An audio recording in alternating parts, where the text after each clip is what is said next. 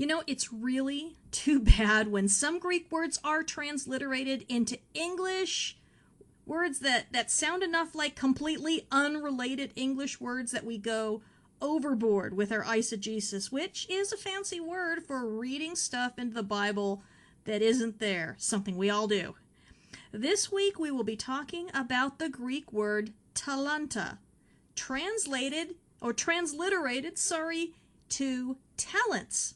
Of course, talanta was a 75-pound measure of something like gold or silver, but in English, talent obviously means an ability, which really completely obscures the meaning of this parable and subverts how it would have been read by Yeshua's, or you may call him Jesus's, first century audience.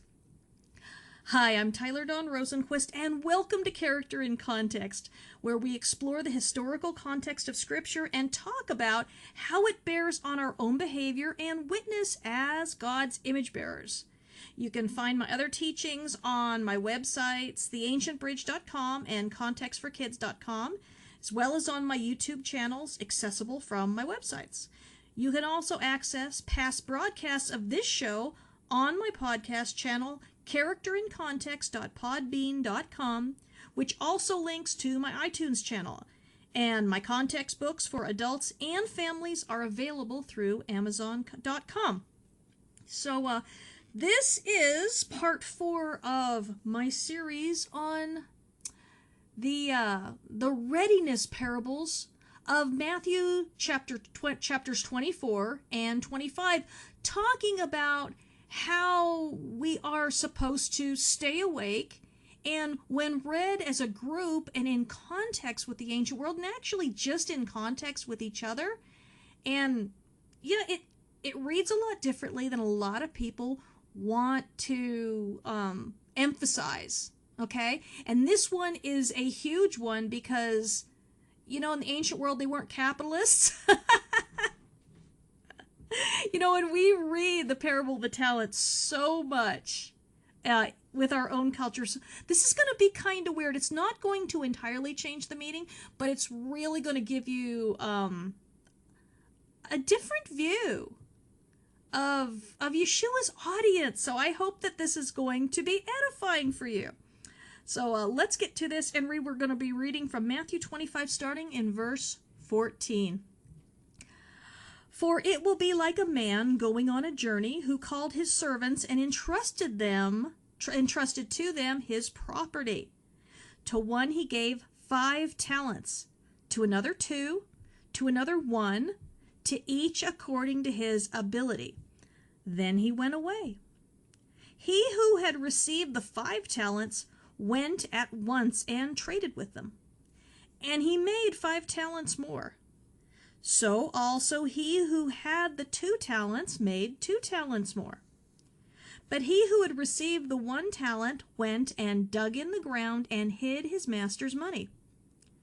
Now after a long time, the master of those servants came and settled accounts with them. And he who had received the 5 talents came forward, bringing 5 talents more, saying, Master, you delivered to me 5 talents. Here, I have made 5 talents more. His master said to him, Well done, good and faithful servant. You have been faithful over a little. I will set you over much. Enter into the joy of your master. And he also who had made the 2 talents came forward, saying, Master, you delivered to me 2 talents. Here, I have made 2 talents more. His master said to him, Well done, good and faithful servant. You have been faithful over a little. I will set you over much. Enter into the joy of your master. He also, who had received the 1 talent, came forward, saying, Master, I knew you were a hard man, reaping where you did not sow, and gathering where you scattered no seed. So I was afraid, and I went and hid your talent in the ground. Here, you have what is yours. But his master answered him, You wicked and slothful servant. You knew that I reap where I have not sown, and gather where I scattered no seed? then you ought to have invested my money with the bankers. And at my coming I should have received what was my own with interest. So take the talent from him and give it to him who has the 10 talents. For to everyone who has will be given more, and he will have an abundance. But from the one who has not, even what he has will be taken away. And cast the worthless servant into the outer darkness, in that place where there will be weeping and gnashing of teeth. Okay, so in the first part of this series, we talked about the ancient meaning of outer darkness and the weeping and gnashing of teeth. Not in terms of hell, all right, but in terms of rejection, because all of these 4 parables, they are all just riddled with rejection language. And in that first teaching, I talked about how there was nothing worse in the ancient world than rejection. They're not like us at all. We think we can get along without other people, but we think we can get along as long as we have, our comforts and our internet and, our books and all that sort of things. And so, yeah, supermarkets, we can't really get along without other people. We just like to fool ourselves that we can. But in the ancient world, being rejected was a matter of life or death. So they saw this very differently. But anyway, I'm not going to go over that. So,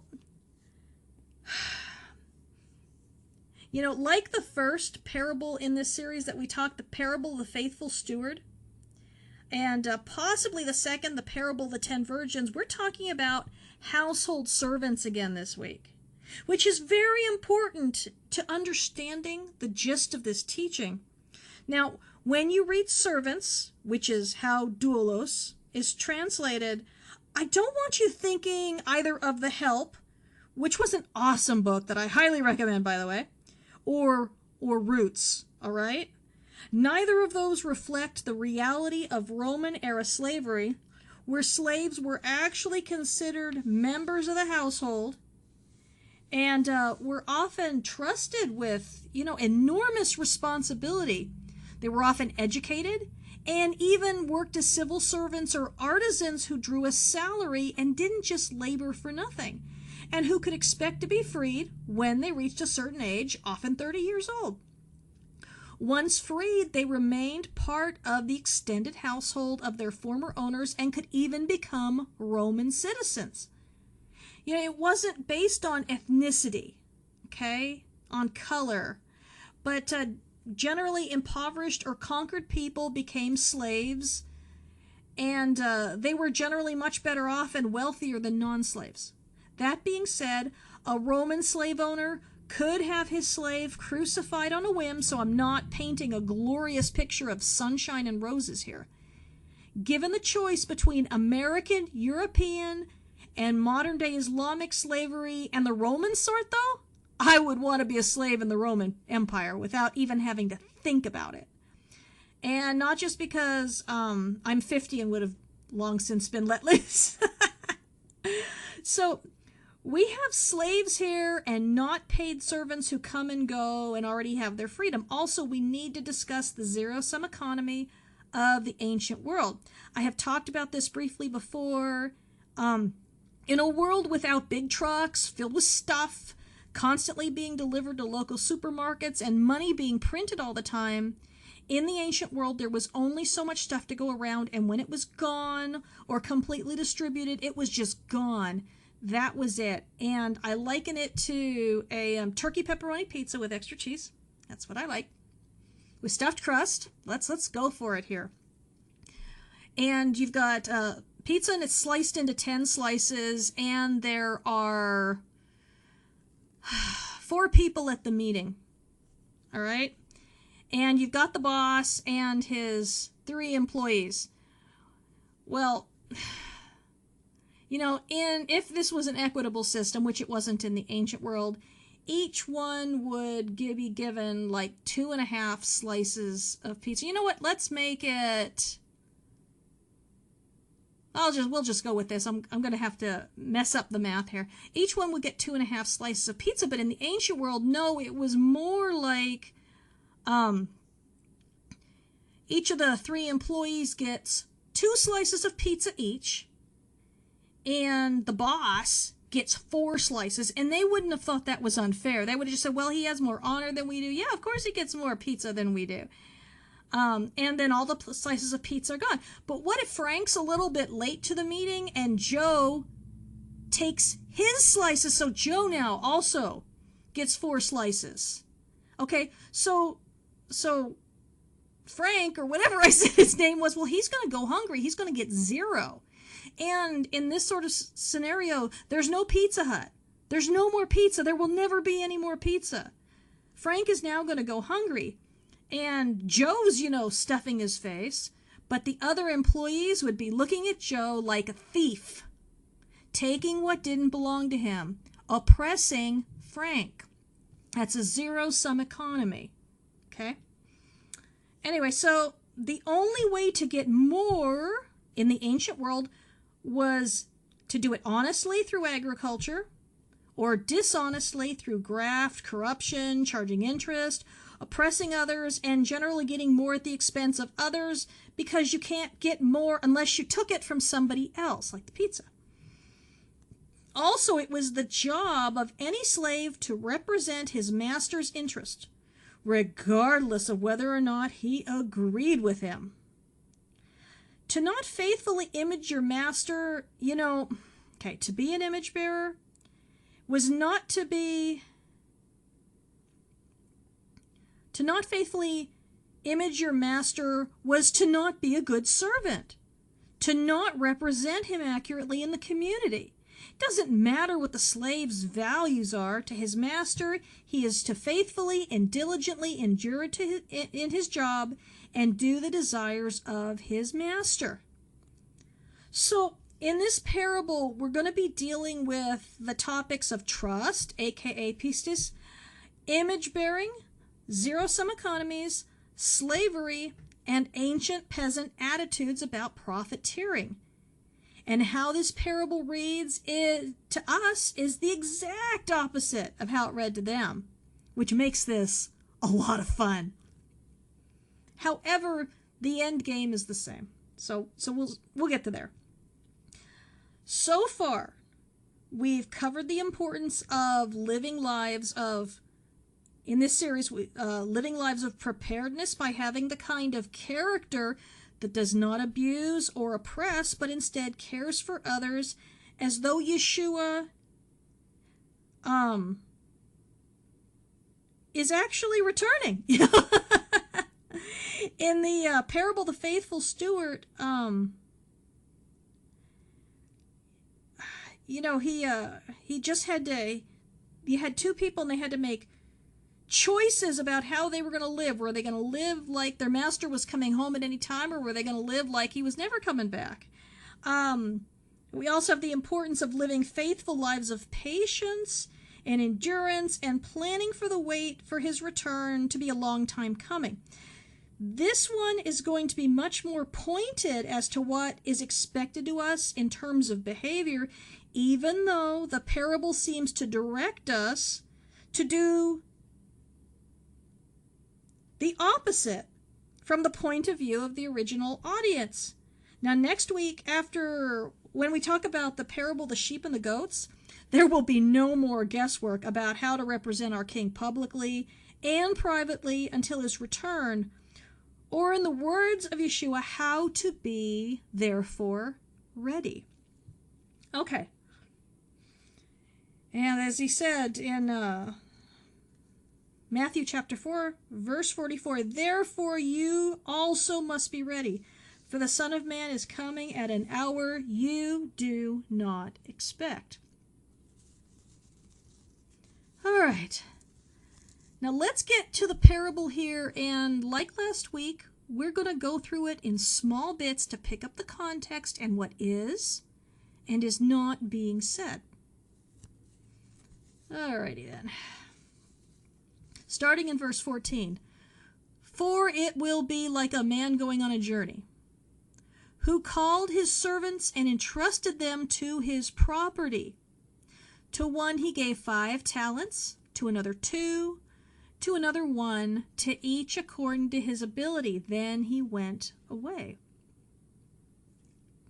So here we have a man who is the head of a very wealthy household. Why do I say wealthy? Well, he has 8 talents that he can just hand out to his servants. As I mentioned at the beginning, a talent is roughly 75 pounds of something, in this case, probably silver. We do see gold talents being referenced with respect to the construction of the tabernacle, and specifically with regard to the furnishings of the holy place and the Holy of Holies.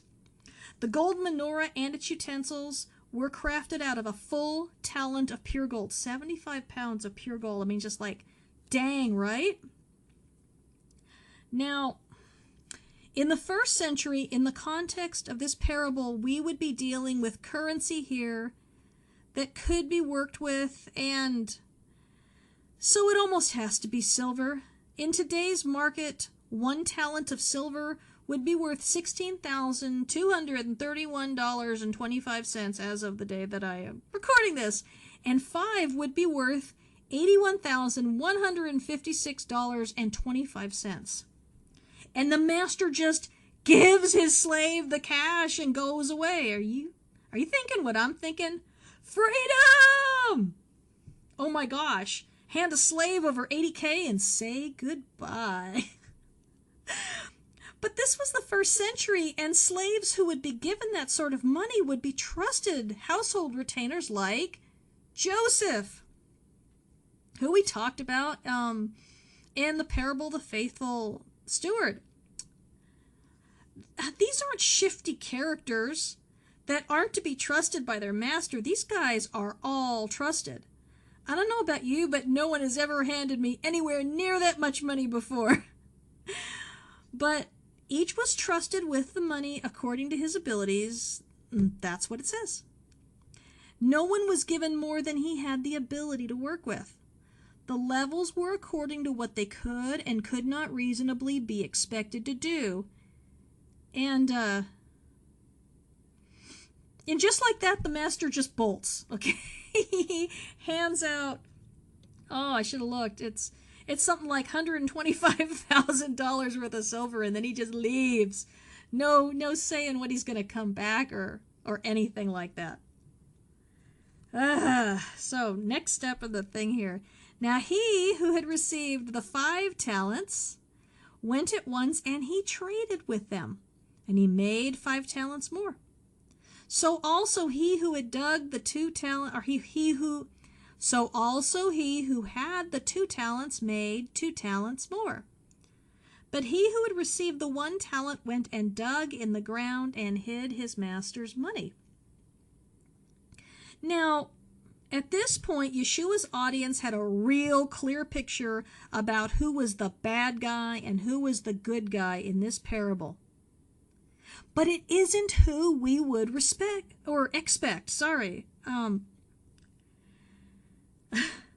The guy with the 81K just went out and somehow got 81K more. And where exactly did he get it from? Probably the people who were already poor. But however he got it, it meant that someone else didn't have it anymore. So the guy with the 10 talents is a real jerk in the eyes of Yeshua's audience, and they'd be frowning at this point because that's a lot of money to take from a peasant population. Then came the guy with 32K, and he also went and got more money, probably from them by loaning money to them and then charging excessive interest, even though it was forbidden, and then taking their land away. Now here are 2 bad guys who have finagled and schemed and acted dishonestly and robbed people like them of $113,000. There would have been grumbling as people expected to hear these guys firmly rebuked pretty darn quick here. But when we assume that it was possible to make this kind of profit profit without oppressing others in the ancient world, we're mostly just fooling ourselves. We're taking our 21st century capitalistic world and we are imposing it on the ancient world, where capitalism wasn't even possible. Then came the hero of the story. The guy who buried the talent in the ground. He didn't take advantage of the poor in order to gain more wealth.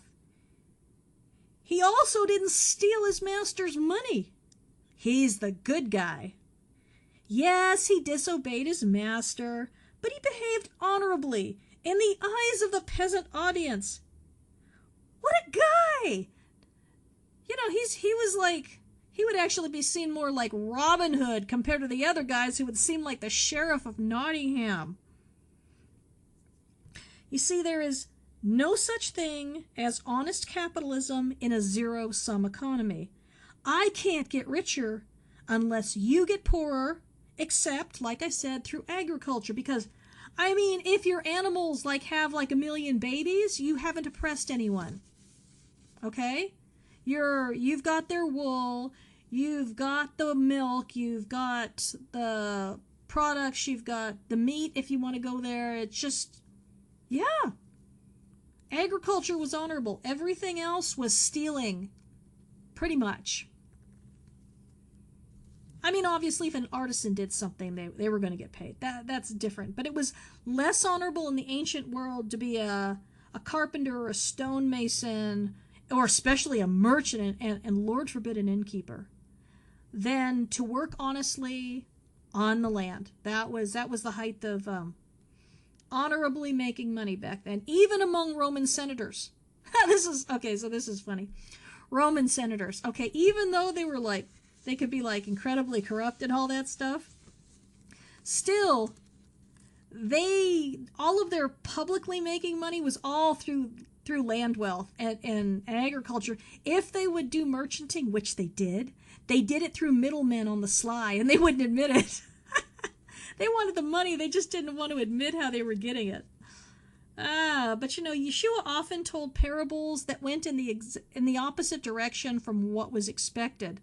Like the parable of the prodigal son, which we'll talk one of these days. And he was about to zing them really good with this one. Now, after a long time, the master of those servants came and settled accounts with them. After all, they were slaves, and the money was his. Therefore, all the fruits of labor were also his. He went away with the expectation that they would pursue his interests in his way, and that they would represent him properly, even if that meant robbing poor people, And he who had received the 5 talents came forward, bringing 5 talents more, saying, Master, you delivered to me the 5 talents. Here, I have made 5 talents more. His master said to him, Well done, good and faithful servant. You have been faithful over a little. I will set you over much. Enter into the joy of your master. I can hear the snorts of the audience. Psh, typical rich pig. So thrilled that his jerk slave robbed his neighbors. Rewards the guy. Ha! But just wait to see what Adonai has in store for them both. Oh, Yeshua, come on. We want to hear what God's going to do to this guy. Yeah. Things don't always work out. We're coming up on the break here. But so often, Yeshua's parables, little diversion here, they will go against the culture, and a lot of his parables were told by other people, but with different endings. Because, Yeshua was, the first century was a time, it says in the Talmud, of gratuitous hatred, of racial, ethnic, awful prejudice, just you name it. And so their values were very different from ours, who live in the shadow of the cross in the world that Yeshua created by his death, burial, resurrection, and the new creation. So I will be back in like 3 minutes. Hi, I'm Tyler Dawn Rosenquist, and welcome back to this week's Character and Context. We've been talking about the parable of the talents with respect to the ongoing theme of the end of Matthew 24 through the end of Matthew 25, where we were commanded to therefore be ready, for we do not know when our master returns. And these 4 parables describe in increasing detail what Yeshua expects from us in his absence, how we are to live. And the parable of the talents is fun because it did not read to the ancient audience the way it reads to us. And so we've been going through that, and we're going to just jump right back into it. So we're with the second servant here, and starting in Matthew 25, verse 22, and he also who had the 2 talents came forward, saying, Master, you delivered to me 2 talents. Here, I made 2 talents more. His master said to him, Well done, good and faithful servant. You have been faithful over a little. I will set you over much. Enter into the joy of your master. Again, same outcome. The servant was only judged based on doing his utmost according to his own abilities, which is why people are often tempted to see the talents as abilities. But that argument falls apart in context. Who has ever heard of God giving us abilities according to our abilities? No, this is about being given resources to use according to our abilities. But now we get to the popular hero who was seen as the good guy by the poor audience gathered around Yeshua here. He who had also received 1 talent came forward, saying, Master, I knew you were a hard man, reaping what you did not sow, and gathering where you scattered no seed. So I was afraid, and I went and hid your talent in the ground. Here, you have what's yours. This response would have met with the crowd's overwhelming approval. Not with our capitalistic contempt, and I say that as a diehard capitalist myself. The audience would have believed, 1, that this slave was exactly right about his master being a hard man, obviously reaping where he did not sow, and gathering where he scattered no seed.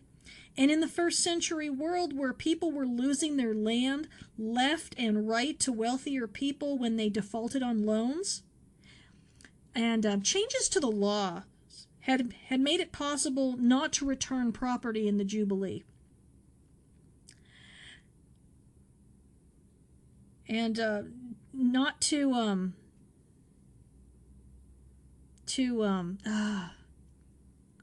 eliminate debt, so the loans weren't being canceled. Okay, and the Romans were, wealthy Jews and especially the Romans were snatching up people's lands. This is exactly what would happen. People who were in debt would reap their own fields only to have to give most of it away in the form of tithes, taxes, and repayment of loans, and they could only do it for so long before they lost everything they had. This was a common story. 2, it would have been considered honorable to refuse to use the master's money to rob his neighbors. There was nothing considered wrong in Jewish culture with burying your money in order to protect it. It was considered wisdom. It is only in our capitalist mindset where we see getting back exactly what you gave someone to be somehow bad. The slave had not robbed his master, he simply hadn't made him any profit. But mouthing off to his master wasn't very bright either. Let's just be clear about that. That's probably why Yeshua's audience would have enjoyed that part so much. Verse 26, But his master answered him, You wicked and slothful servant, you knew that I reap where I have not sown and gather where I scattered no seeds? Then you ought to have invested my money with the bankers, and at my coming I should have received what was my own with interest. And you notice that he doesn't even deny that he reaps where he has not sown and gathered where he scatters no seeds. That is the world of tenant farmers in the ancient world. Wealthy people own the land. Tenant farmers paid to work the land and hopefully make enough money, enough food to live on. But, so much of what they made went to the people who owned the land. So this is tenant farmers. Oh, and if there was a famine, if there was anything, well, they just get kicked off the land because now all of a sudden they're defaulting on their loans. They could get sold into slavery, a whole bunch of different things. Now, as far as getting his money back with interest, he was probably talking about investing with money changers, which wouldn't have actually oppressed anyone and was providing a valuable service in the Roman Empire. So the only honorable option was the at least option. But he accuses the slave of being wicked and lazy, and that is where this parable ties in with the others that we've discussed over the past couple weeks. A slave is never his own man, but instead an extension of his master, which is what becomes clear when we get to the punchline. Verse 28. So take the talent from him and give it to him who has 10 talents. For to everyone who has will more be given, and he will have an abundance. But from the one who has not, even what he has will be taken away. And cast the worthless servant into the outer darkness. In that place there will be weeping and gnashing of teeth. His master was greedy and grasping, yes. But the guy who buried the money is judged here to be a worthless servant because he didn't do what we are all commanded to do while waiting for the return of our master. Waiting judgment, which is, faithfully represent him until he comes. The crowd firmly in the camp of the slave entrusted with 1 talent was forgetting that no slave is his own man, not him and not us. We, like the 3 slaves in this parable, are members of a household. Fortunately, we're members of the household of God, and we must represent our master's interests, period, not this guy. Not a wicked master. Yes, the master was a jerk. And he was punished for failing to do as he was commanded and entrusted to do. His servant was punished. That's the lesson out of this, and it has nothing to do with the slaves who had an evil master. That was just the story that drew the audience in. They would have been rapt. They would have been like, oh my gosh, what's going to happen? His evil master's going to get it, and his stupid slaves. Remember that parables are paintings, not snapshots. Paintings can be fantastical, while photographs show us reality. Yeshua would often present an unrealistic scenario in order to present something that was true. The truth was that, in his master's eyes, the slave was wicked because he wasn't looking out for his master's best interest while he was away. He wasn't prospering his kingdom. Let's put it that way, okay?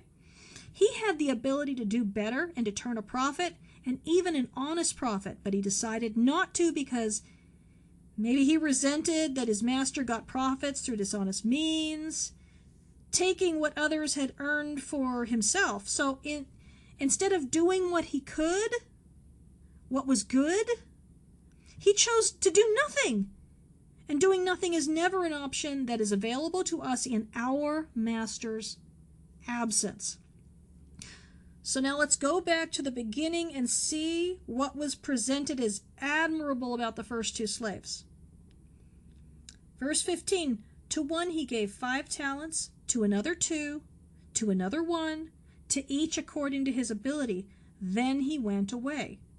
He who had received 5 talents went at once and traded with them, and he made 5 talents more. So also he who had the 2 talents made 2 talents more. But he who had received the 1 talent went and dug in the ground and hid his master's money.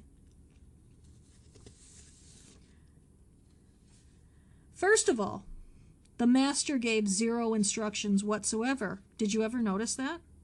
He didn't say, go invest this, make money, whatever. No. He gave them the resources according to their abilities and left.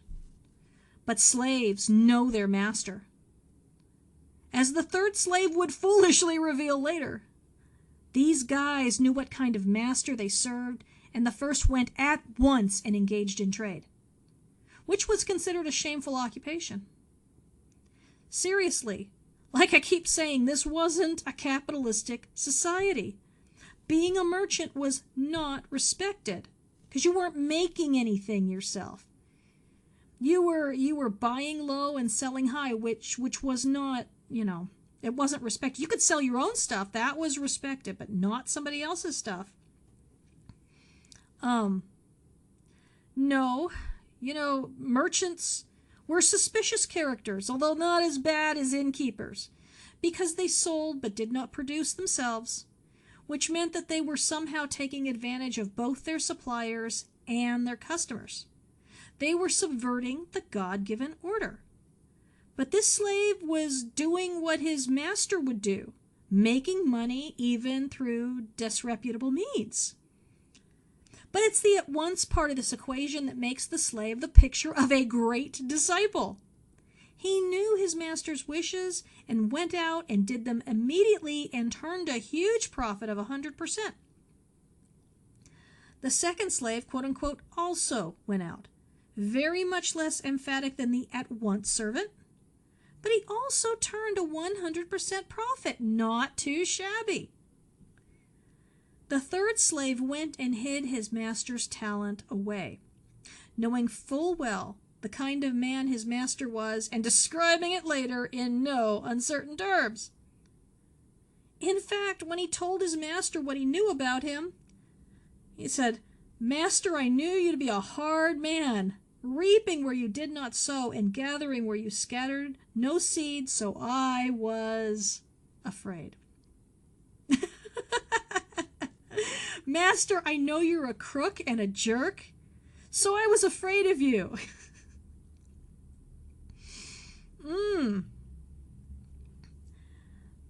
His master was astounded to hear this, not at the description, but at the slave's lack of true fear. His slave knew his expectations without being told, just like the rest of them. And yet he purposefully did not fulfill his wishes. It seems to me that he was so afraid of losing what his master had given him that he did nothing with it. Sounds a lot like the gift of life God gave us. I mean, even apart from eternal life, are we so afraid of losing our lives that we run for the hills, hide ourselves away, and do nothing to invest our lives in the Father's business? Now, I want to look at another example, extreme example, actually, Nazi Germany. Look at how the Nazis served their master, Adolf Hitler. Now let's look at how, Christians in the midst of it served or didn't serve God. Some of them took all their resources according to their abilities and according to their faithfulness, their trustworthiness, and worked against the Nazis by hiding Jews, the disabled, etc. Anyone who was being persecuted and shipped off to camps. But how many just decided to sit and wait it out?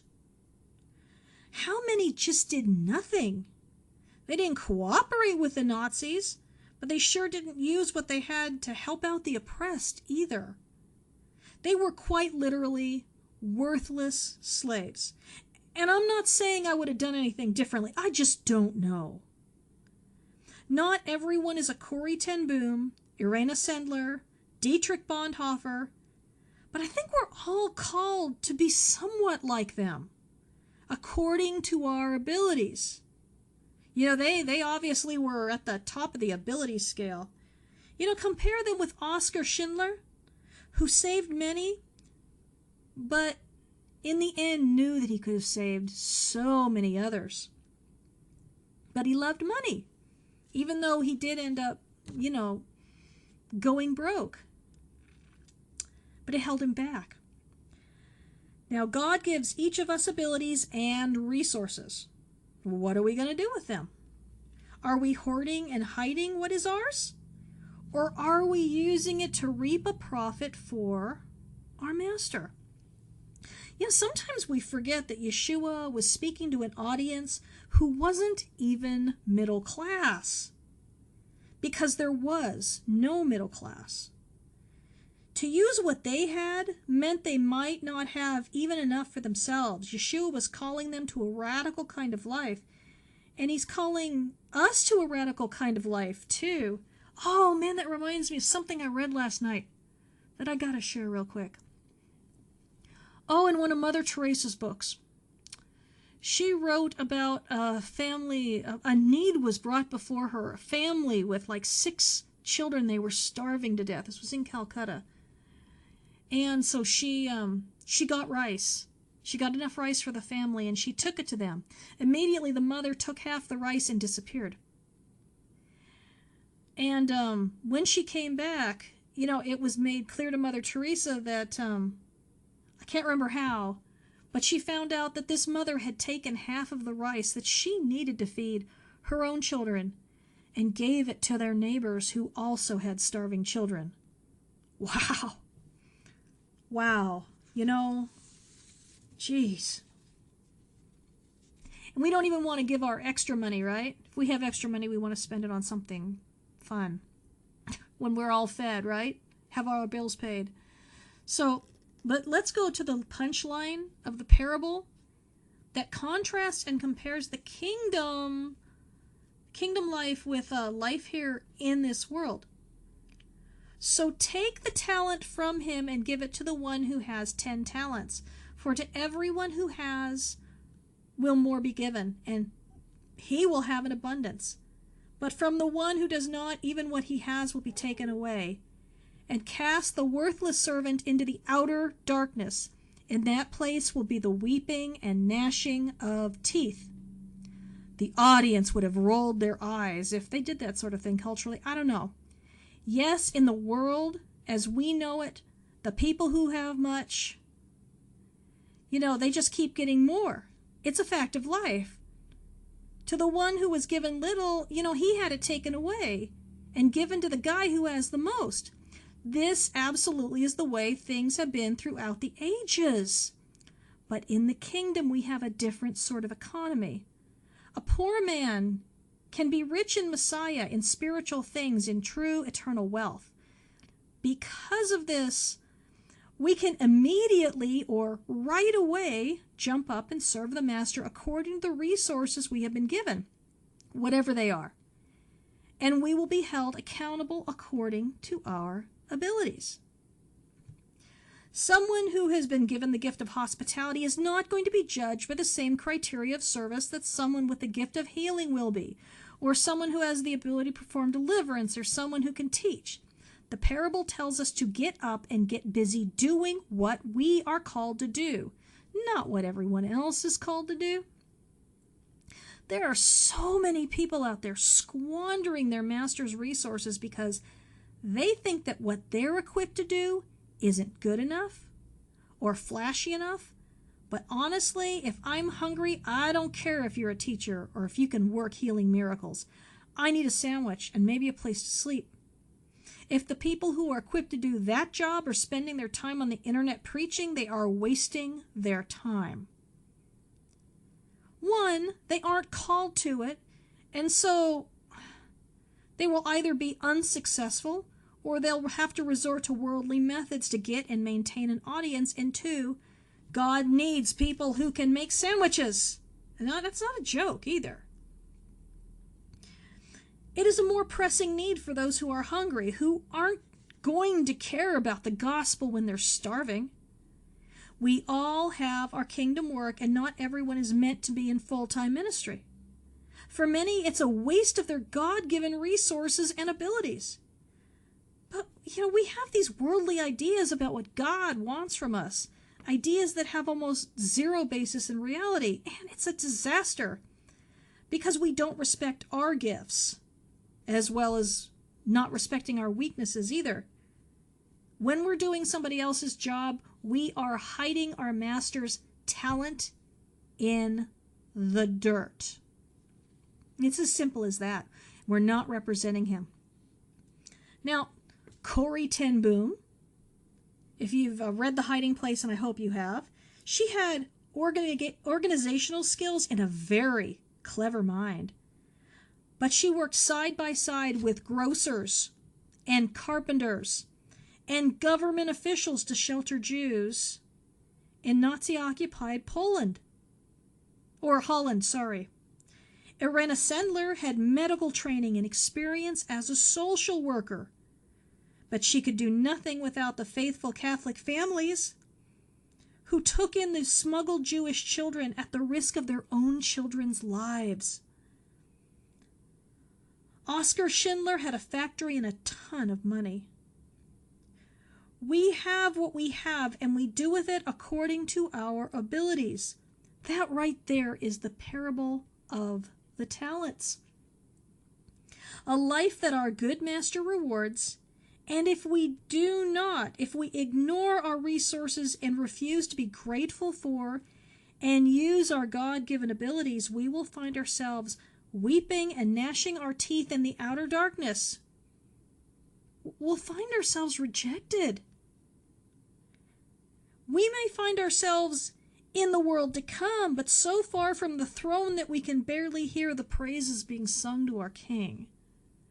And then there'll be weeping and gnashing of teeth.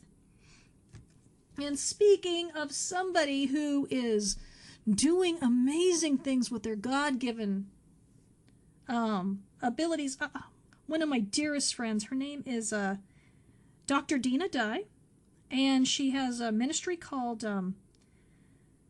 foundationsandtorah.com, and she is the author of quite a few books. The temple revealed in creation, the temple revealed in the garden, that kind of thing, but I'm not going to talk about that today. I want to talk about her On Fire Prayer initiative, and it's just blown up. I'll tell you, when it's like sometimes we have these seminal moments in our lives, and when New York passed that horrible abortion bill, at this point it's going to be about 5 months ago when this airs, Dina just, all of a sudden, all of the things she's done all of her life just coalesced, and she became this on fire political animal through organizing prayer nationwide. And they've got chapters in every state now. I hope, I can't remember if it's onfireprayer.org or onfireprayer.com, but you can find it. And her name is Dina Dye, DinahDye. You can also, I'm sure you can find links to it from foundationsandtorah.com. And I will put the links up when I put this up on my podcast channel. She's just using, she's not burying her resources. She has this audience that's a worldwide audience, and she's using it to fight the scourge of things like abortion, the moral issues that are just plaguing our communities here in the United States, but I am hoping it'll go worldwide, because America is not the only country to be facing these horrible things. But if you are a prayer warrior, if you are somebody who is on fire for these issues too, boy, I just absolutely encourage you to hook up with her organization. And if there isn't a chapter in your state, well, maybe that is something you have the resources and the abilities to help out with, because I think they've got, I can't remember how many, a lot of states, but they don't have all of them. They need more. Anyway, so there are so many ways we can serve our Lord. So many different ways. And I hope this I hope this was edifying for you. I hope this taught you a lot about ways to be prepared. Next week, we'll be talking about the parable of the sheep and the goats and finishing out this series unless I find something else to teach on. Take care.